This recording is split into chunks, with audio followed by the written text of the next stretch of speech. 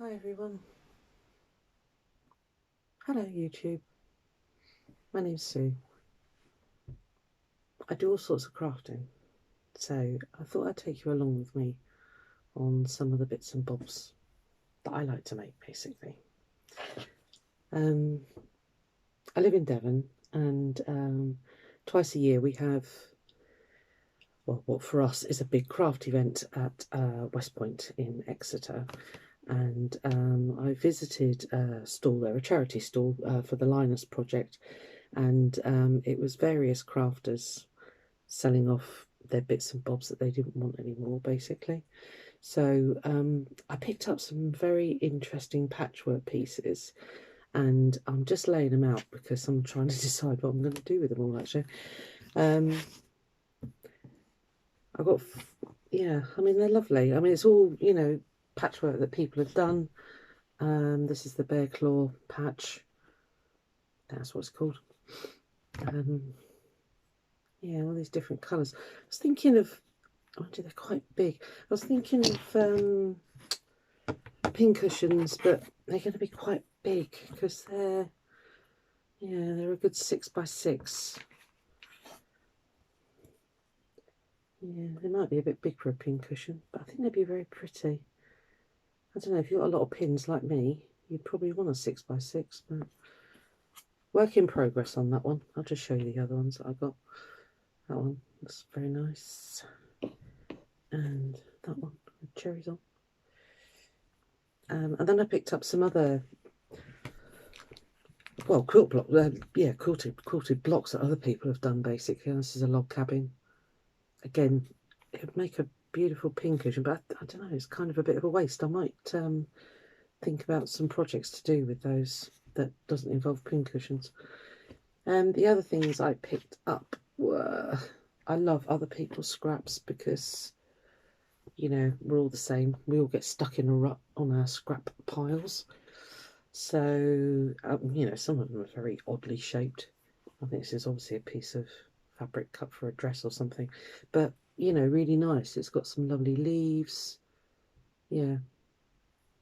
So just a couple of hexes out of that into a piece of work would be great. Again, some very odd cuts. I've had this fabric before, and this is quite a nice big... Is it the whole? No, so it's about sort of that long. It's a good 24-inch piece. Yeah, almost 24 inches. So again, sashing projects, I don't know. I don't know what I'm going to do with it yet, but like I say, it is just nice to pick up other people's scraps because, you know, we all get, I end up choosing blue most of the time. Some other interesting bits were some strips. I couldn't think of the word then. Again, bit of a funny end on that one, but really nice. And I've just been playing with these, just sort of teaming them up together. And again, I think they would make a really, really lovely panel. I've been watching Darlene Michard, and she's been doing some nice strip pieces lately. So I might re-watch some of her videos and see if there is you know, something on there. I'm sure she did one where she just made up a few blocks and then sort of scrappy piece them all together. So I need to have a look. Again, these are smaller ones. I think these are 2-inch. Yeah, 2-inch pieces. Round the right way. Again, just, I don't know. The other thing I've been watching an awful lot on is crumb quilting and making crumb patches. I've got one here somewhere, there we go, which is very ad hoc, where you just sew bits together onto other bits and then you end up making bigger squares and things. I've got no idea what I'm going to do with these, but it's just horrendous on the back. It's so chunky, but I guess I can cut some of them down. I don't know. It's all good fun. So that's those. Did I show you that one? No, I didn't show you that one. That's another crumb quilt piece. Oh, and excuse me, There's two other bits I found as well in this box, which is a beautiful embroidered butterfly. I'm assuming that was done on a machine, but I will save that for the centre of a quilt or something, or a patchwork project, or a junk journal cover maybe, because I do junk journals as well. So, and this lovely piece, this is, you know, this is quite a big piece, this one. How big is that one? Bear with me. Yeah, it's a good 10-inch square, that one. Yeah, so it's a good 10-inch square with a bit of wiggle room on that one. So again, I think that, I mean, it's all hand stitched. I don't know if you can see. It's beautifully done. Beautiful work. And it's all cut out on the back. So if you hold it up to the light, you can actually see through. I can't get the light through because the window's over there. Right, okay, so that's all those bits and bobs. Again, just some scraps of fabric. Again, in colours that I wouldn't necessarily pick up. So it's good for me to pick up other people's scraps because it does make me think a lot. Another really lovely thing that I picked up, I'm just going to show you, this is the last thing I'll bore you with on this first video of mine. There was a young lady there, she's got a folksy shop, that's a UK only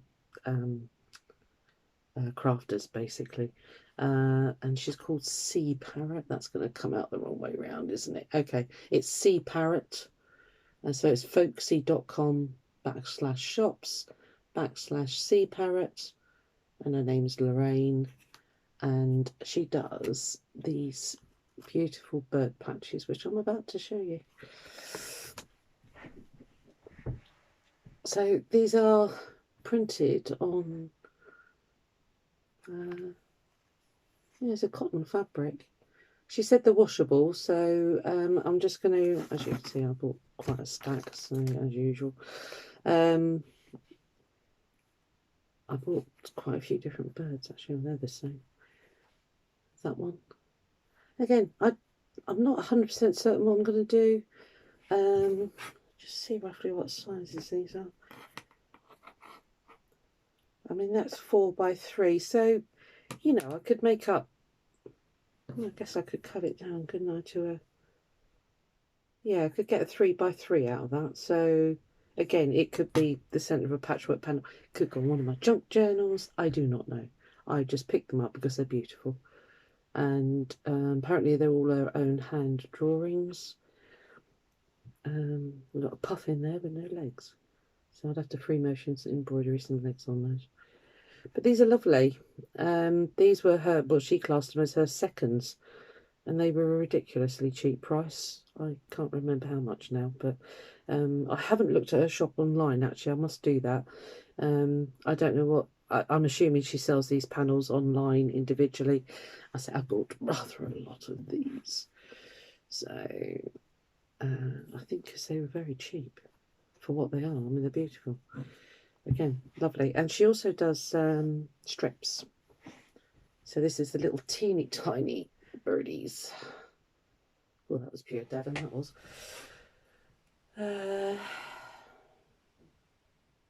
Yeah, they're 1 3/4.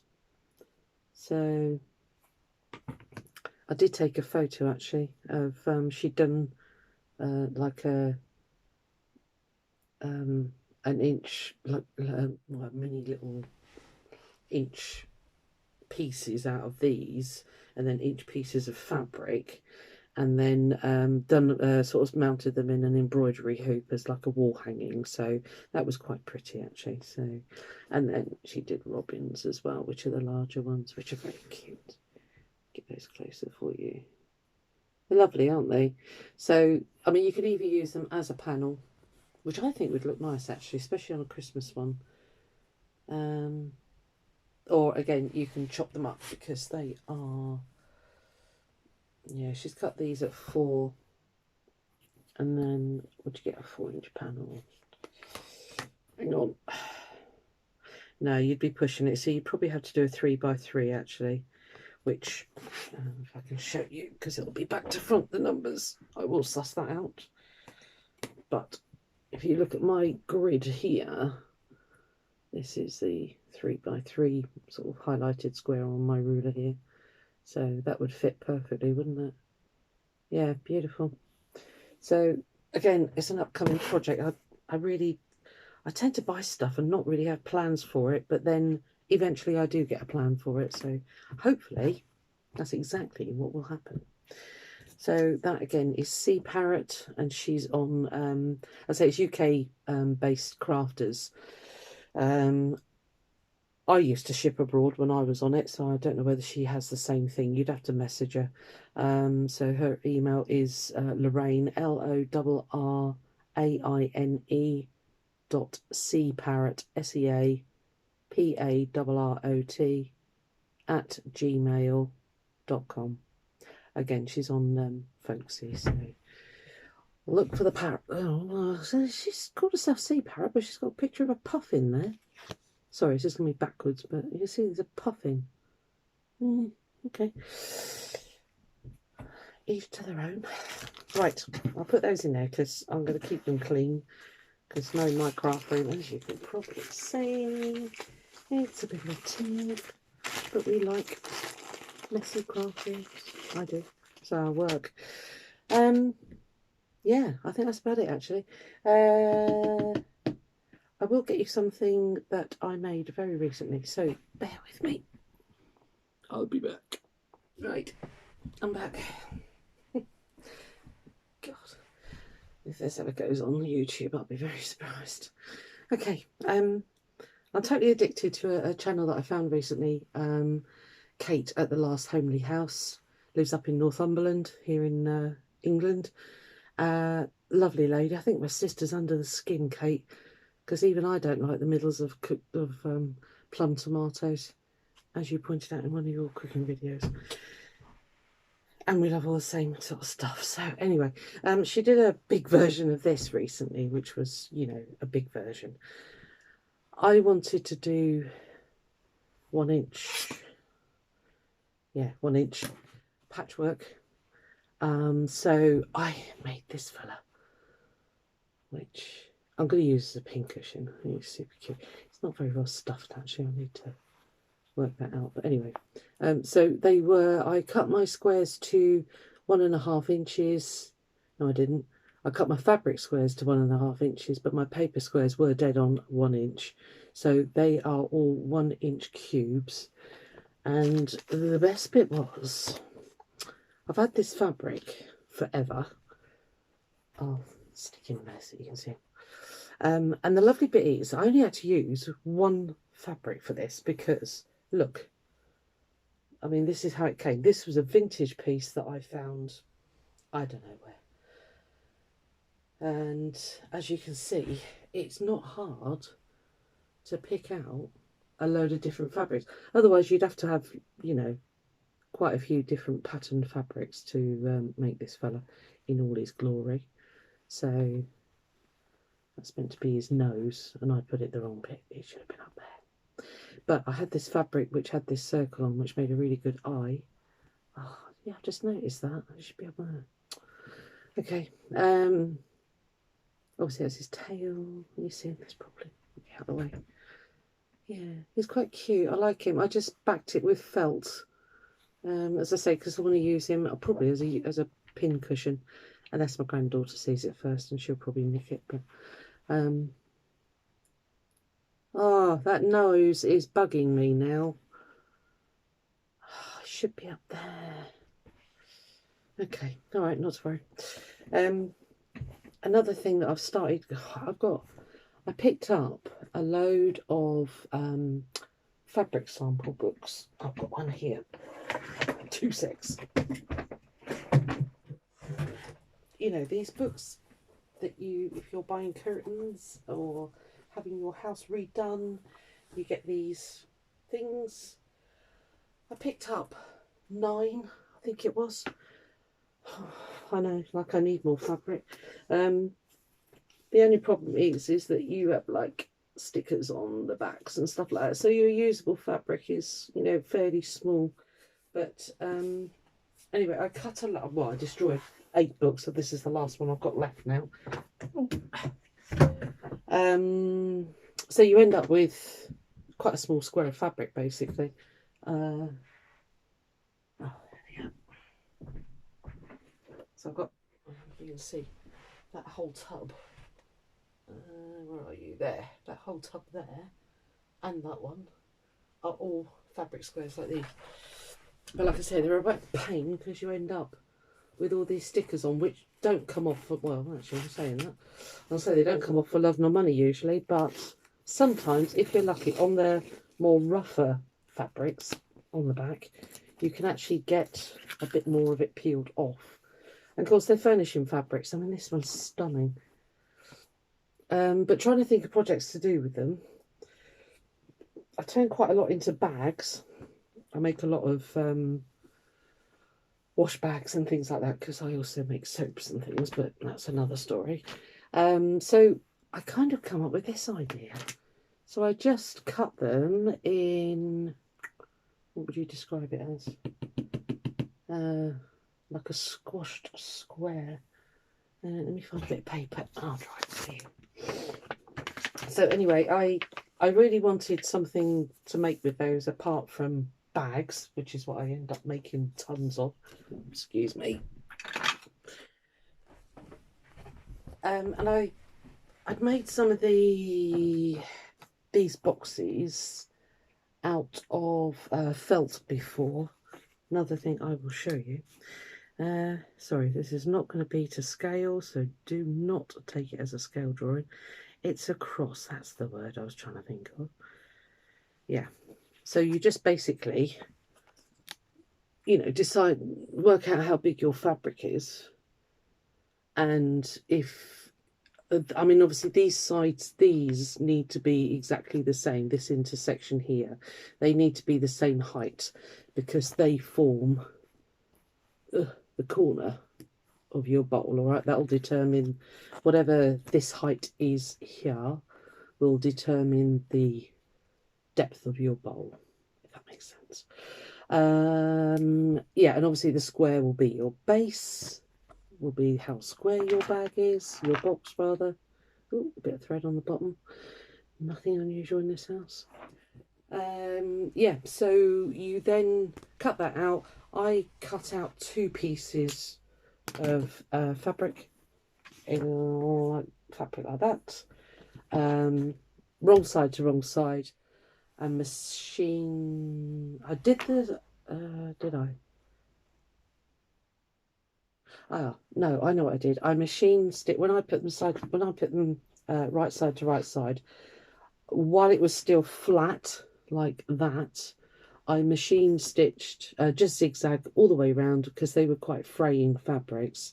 So I did that first, and then I wanted to get some decorative element on these. I mean, I don't make many of them, but so I decided to just do very simple blanket stitch in embroidery floss for the corners, and for the top. My machine was having a right fit that day. It was just giving me loops, but I left it because I thought, well, actually that's quite a nice bit of texture, that actually, so I left that one. But then I had this trim which I picked up in a charity shop, which is rather nice. It's gold with lovely beads. Are you going to focus? No, you're not. Okay, so I just literally hand stitched this around the edge. And I use these little baskets because I take, when I cut out all my patchwork and stuff, I like to sit and do English paper piecing whilst watching telly or YouTube or whatever. So that's the inside. And so they're useful. They're nice little size baskets. I chuck all my shapes and bits and bobs in there that whatever I'm working on, little sewing projects, whatever. And I just keep them in there, I say downstairs. And that way they're not spread all over the living room like stuff tends to get. So anyway, I'm going to sign off now because I think I've rambled enough. This is my first 2 videos were just of junk journals that I'd made, which I put on Etsy. I know one, is it? Yeah, one sold, the other one's still, anyway, whatever. Yeah, so this is my first broadcast on YouTube. I look a mess. I'm a granny. is what you get when you get close to 60. So there you go. There's my little 1-inch paper pieced pooch with a nose in the wrong place. I can't believe I did that. What a wally. I wonder if I could undo it. No, don't do it, Susan. It's fine. Yeah, that's it.